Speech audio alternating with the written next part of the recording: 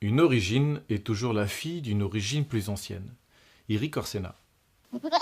Il y a une question qui traverse toute l'histoire humaine. C'est celle de l'origine de notre univers. C'est vrai, d'où ça vient tout ça?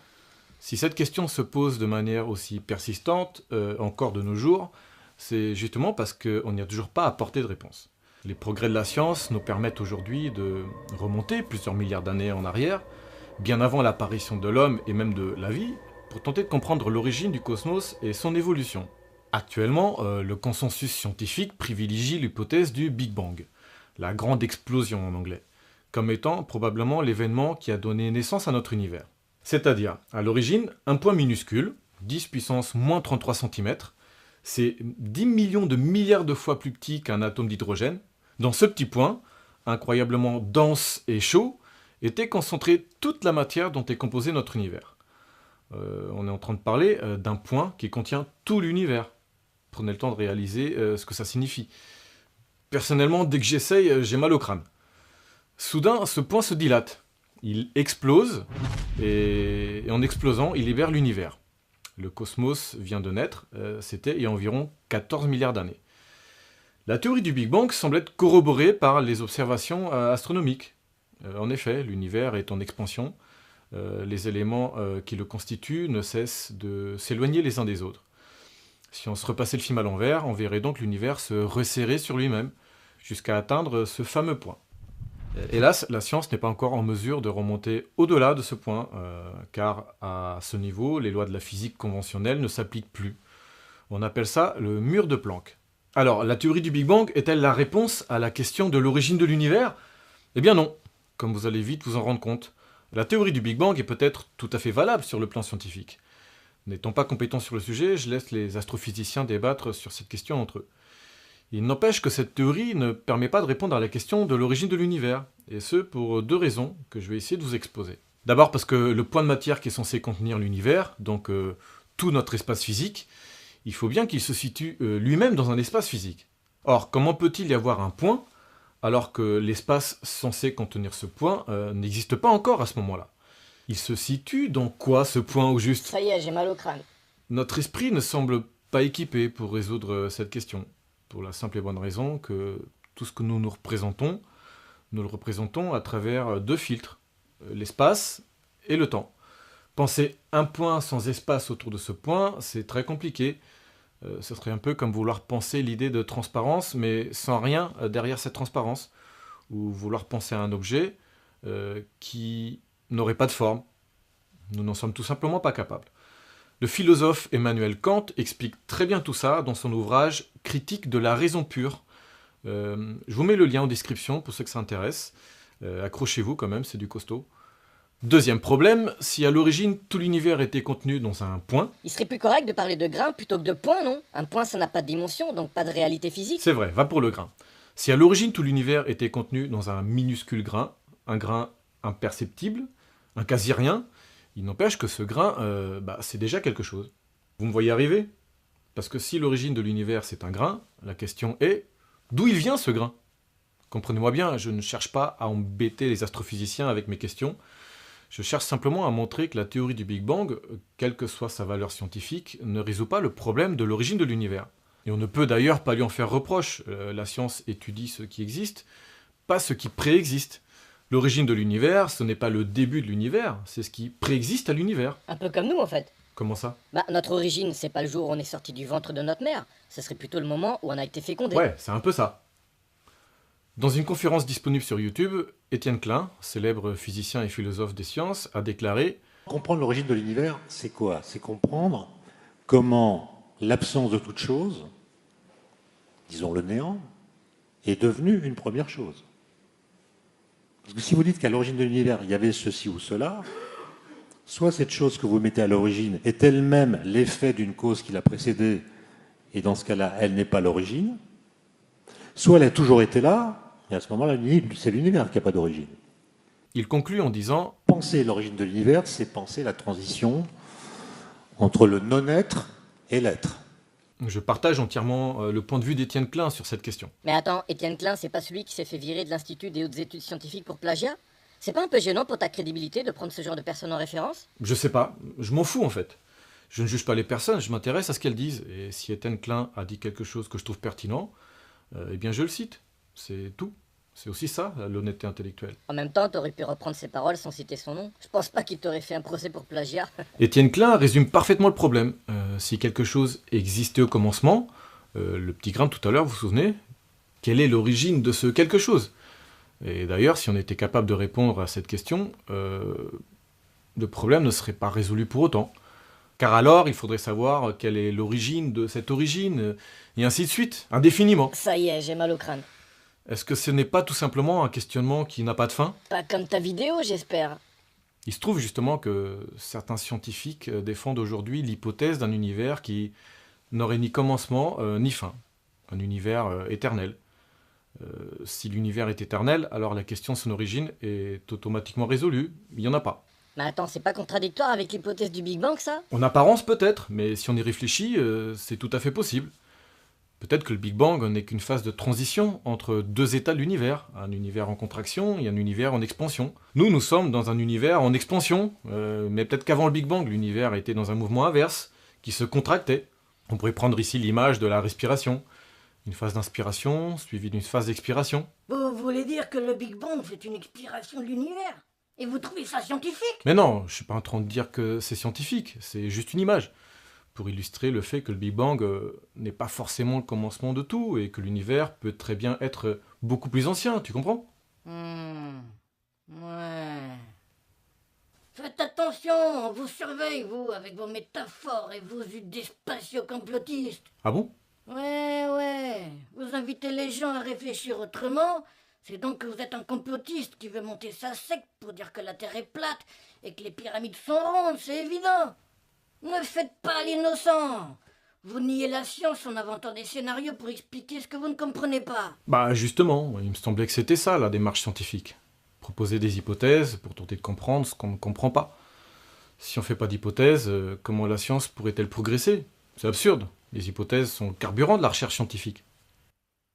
Non? Vous êtes un sophiste, cher monsieur, et comptez sur nos abonnés pour venir vous le faire savoir dans les commentaires. Car nos abonnés sont pas des moutons, eux. Bon, d'accord, y a pas de souci, merci d'être passé. Mais dire que l'univers est éternel, est-ce que c'est pas un peu esquiver le problème? Est-ce que c'est pas se réfugier derrière la facilité, en recourant à un concept, l'éternité, qui ne dispose pas, c'est le moins qu'on puisse dire, d'une assise scientifique très solide? Autant le concept d'infini ne pose aucun problème dans le contexte des mathématiques, autant en physique, c'est quelque chose d'extrêmement difficile, pour ne pas dire impossible, à percevoir. Bah ouais, voir l'infini au microscope, c'est un peu compliqué. Or, les sciences physiques reposent d'abord sur des observations. Et même si on démontrait qu'avant le Big Bang, il y a eu un autre univers qui était en contraction, et qu'avant lui, il y en a eu un autre en expansion, et ainsi de suite, on ne pourrait jamais affirmer que ce cycle est infini, tout simplement parce que le concept d'infini n'appartient pas au langage de la physique. À ce propos, il est amusant de constater que l'hypothèse d'un univers éternel est en fait très proche de la croyance en Dieu. Dans un cas comme dans l'autre, on recourt à un concept qui nous est impossible de comprendre, par des outils de la raison. D'ailleurs, Dieu est appelé l'Éternel dans la Bible. Qu'on dise Dieu a créé l'univers, ou qu'on dise l'univers est éternel, dans les deux cas, on renonce à comprendre. Ça revient à dire cherchez pas, c'est comme ça. Je ne blâme pas ce renoncement. Je ne blâme pas le fait qu'on s'en remette à une cause surnaturelle ou inexplicable. J'y vois même une certaine forme d'humilité, voire de sagesse, dans un monde où l'ego nous pousse à vouloir trouver une explication rationnelle pour tout, et à penser que nous savons tout et que nous comprenons tout. Il y a de l'humilité dans le fait de dire je ne comprends pas. Il y a de la sagesse dans le fait de dire peut-être que la solution nous est à tout jamais inaccessible. Lorsque la science n'est plus en mesure de fournir des réponses sur l'origine de l'univers, c'est la philosophie qui prend le relais. On quitte le terrain de l'observable pour entrer dans celui de l'invisible et du suprasensible. On entre dans ce qu'on appelle la métaphysique. Méta veut dire au-delà en grec. La métaphysique, c'est l'étude de ce qui est au-delà du monde physique. Je précise qu'au-delà ne veut pas nécessairement dire au-dessus. Lorsqu'on entend parler d'au-delà, on a tout de suite tendance à imaginer un monde qui serait au-dessus d'une autre. On retrouve beaucoup cette image dans les religions, par exemple, avec la référence au ciel, qui serait le monde des êtres divins. Mais la métaphysique n'est pas la religion. Ces postulats sont intellectuels et non pas spirituels ou divins. On ne peut pas prétendre aborder sérieusement la question de l'origine de l'univers sans parler tôt ou tard de la métaphysique. De nombreux philosophes ont proposé un modèle métaphysique pour expliquer l'origine de l'univers. On citera par exemple Aristote dans l'Antiquité ou encore Descartes et Spinoza à l'ère moderne. La question qui résume le mieux l'objet de la métaphysique est la suivante. Pourquoi y a-t-il quelque chose plutôt que rien? Cette question a été formulée par le philosophe Leibniz au XVIIe siècle. Leibniz part de cette constatation. L'univers pourrait ne pas exister. Or, il existe. S'il existe, c'est qu'il y a forcément une raison. C'est qu'il y a forcément une cause. On appelle ça le principe de raison suffisante. On retrouve ici la question posée par Étienne Klein. Comment passe-t-on de l'absence de toute chose à quelque chose? Comment passe-t-on du néant à l'être? C'est ça la métaphysique. Eh Pep, attendez une seconde. Ouais. Pourquoi forcément partir du néant? Comment ça? Vous dites comment passe-t-on du néant à l'être? Mais qu'est-ce qui vous dit que le néant existe? Bah justement, le néant ne peut pas exister, puisque le néant c'est l'absence d'existence. Ça n'aurait pas de sens de dire que le néant existe. Donc c'est bien ce que je dis. Vous parlez de quelque chose qui n'existe pas. Oui. Et donc? Rien. Lorsqu'on parle de métaphysique, de néant et de l'être, beaucoup de confusions naissent dans notre esprit, comme celle qui consiste à confondre le néant et le vide, alors que ces deux notions sont très différentes l'une de l'autre. Le vide suppose un espace. Par exemple, si je dis que mon verre est vide, ça signifie qu'il n'y a rien dedans, mais ça ne signifie pas que mon verre n'existe pas. Le néant, ce serait plutôt l'absence de verre, c'est-à-dire l'absence même d'un contenant. Excusez-moi, vous auriez une aspirine? Lorsque certains zététiciens disent que la question de Leibniz n'a pas de sens, parce que le néant n'existe pas, ou que des expériences auraient démontré l'inexistence du vide, on va y revenir, ils montrent simplement qu'ils n'ont pas compris la question. Ils confondent une notion métaphysique, le néant, avec une notion physique, le vide. C'est assez gênant, surtout quand on prétend vouloir éclairer les gens et aiguiser leur esprit critique. D'ailleurs, que nous disent ces fameuses études? Elles nous disent que lorsque l'on recrée les conditions du vide, on observe des fluctuations quantiques qui apparaissent spontanément à partir de ce vide. Ça revient à dire que le vide absolu n'existe pas. Dans un article publié en janvier 2017 dans le magazine scientifique La Recherche, Gauthier Cariou écrit « En l'absence de matière, il existe toujours une petite quantité d'énergie irréductible, l'énergie du vide. Cette énergie ne peut pas valoir zéro, car les lois de la mécanique quantique l'interdisent. Par conséquent, le vide absolu, sans matière ni énergie, n'existe pas. » Il écrit aussi « On peut imaginer le vide comme un immense lac lisse à la surface duquel il y aurait d'innombrables mais infimes clapotis, les fluctuations quantiques. Hors de ces fluctuations d'énergie peut naître la matière. Cela peut paraître étrange, mais il existe une équivalence stricte entre l'énergie et la masse. À une constante près, l'énergie est égale à la masse. C'est ce qu'a énoncé Einstein en 1905 avec sa formule E égale mc au carré. Qui dit énergie, dit donc masse, et qui dit masse, dit matière. Ce que dit cet article est très intéressant. Il nous dit, et ce de manière tout à fait explicite, qu'avant la matière, il y avait déjà quelque chose, il y avait l'énergie. Mais dites-moi, le vide qui n'est pas totalement vide, l'énergie qui préexiste à la matière.